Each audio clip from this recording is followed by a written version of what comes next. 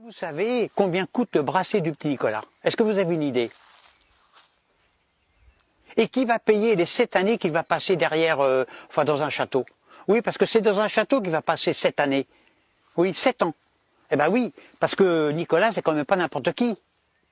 Ce sera dans un immense château de 12 mètres carrés. 12 mètres carrés. Moi, je vous le dis, combien ça coûte? Ça va coûter tout ça. C'est 50 millions d'euros. Et qui va payer? Qui va payer? Alors, je résume l'histoire pour ceux qui n'ont pas suivi les événements.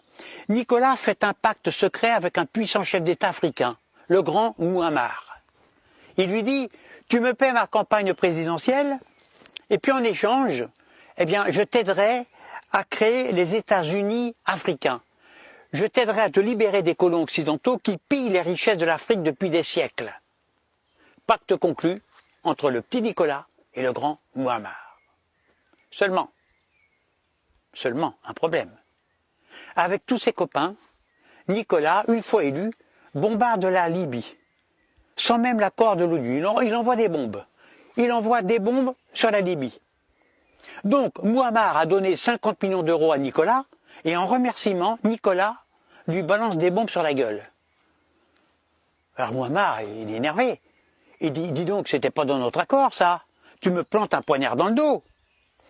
Oui, c'est vrai, répondit le petit Nicolas, mais je suis obligé. Je ne suis pas seul à décider, c'est la politique internationale qui veut ça. C'est compliqué la politique, tu sais. Bon, toi, peut-être pas toujours tout comprendre, hein. Mes copains ne veulent pas que l'Afrique s'émancipe. Parce que si l'Afrique s'émancipe, alors elle deviendra forte, et nous, les Occidentaux, nous deviendrons pauvres. Nous deviendrons vos esclaves, et vous, les Africains, vous nous poserez des bracelets aux pieds. L'Afrique, on l'a toujours exploitée, et on ne va certainement pas changer aujourd'hui. À partir de là, Nicolas et ses copains poussent les remerciements jusqu'à l'assassinat du grand Mouammar.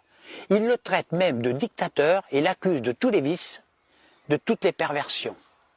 Il y a un proverbe qui dit que quand on veut tuer son chien, eh bien, on l'accuse de la rage. Donc, Mouammar sera tué après torture, après humiliation. Il faut bien comprendre que ce n'est pas Mouammar qu'on a tué dans cette histoire, non, mais plutôt l'Afrique. Les Occidentaux ont tué l'espoir d'une Afrique indépendante et puissante. Mouammar voulait une grande Afrique avec une monnaie africaine indépendante du dollar. Mouammar était l'espoir de toutes les Africaines, de tous les Africains. L'Afrique, c'est 3 fois la surface de l'Europe. Donc logiquement, elle devrait être 3 fois plus puissante d'un point de vue économique. Et si elle est pauvre actuellement, c'est parce que les colons occidentaux l'ont exploitée et l'exploitent encore jusqu'au sang. Mais l'histoire ne s'arrête pas là. Quand Mouammar a été tué, puis enterré dans le désert, son corps s'est décomposé, tout à fait normalement, selon les lois physiques normales, selon les lois de la nature. Mais son esprit est toujours vivant. Un esprit ne meurt pas, ne meurt jamais, une âme est éternelle.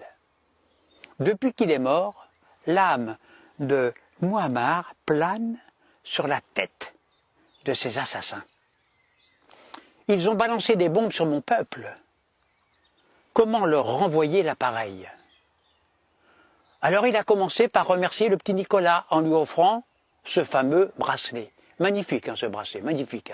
Il se porte à la cheville. Bon, c'est à la cheville que les Blancs enchaînaient les esclaves noirs. Mouammar connaissait très bien les goûts bling-bling de Nicolas.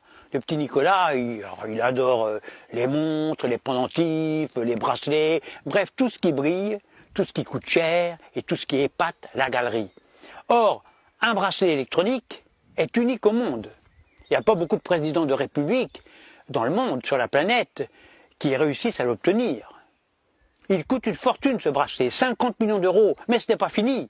Le fantôme de Mouammar lui a également offert 7 ans de vie de château, dans un superbe château d'une surface totale de 12 mètres carrés. 12 mètres carrés pendant 7 ans, c'est parfait pour méditer. Là, il n'y a pas de distraction, pas de futilité. Nicolas est le représentant de la France. Donc Nicolas humilié sous bracelet, c'est la France qui est humiliée. Et si la France est humiliée, eh bien ce sont les Français qui sont humiliés. Bref, quand les Occidentaux ont bombardé la Libye sans l'accord de l'ONU, aucun Français n'a défilé dans les rues pour s'y opposer. Aucun. Bon, on s'en fiche nous, ça ne nous concerne pas, c'est loin de chez nous, on s'en fout. C'est pour cette raison que les Français sont humiliés par le bracelet électronique du petit Nicolas. Parce qu'ils sont coupables. Parce que nous sommes tous coupables. Parce que je suis coupable de crimes passifs. Moi, je propose que ce bracelet électronique soit placé au sommet de la Tour Eiffel, ou plutôt à l'un de ses pieds, pour que les Français n'oublient jamais que l'Afrique, eh bien, c'est un continent comme les autres. L'Afrique mérite notre respect, ainsi que ses habitants. Moi, je dis, vive la France, vive l'Afrique, vive les humains.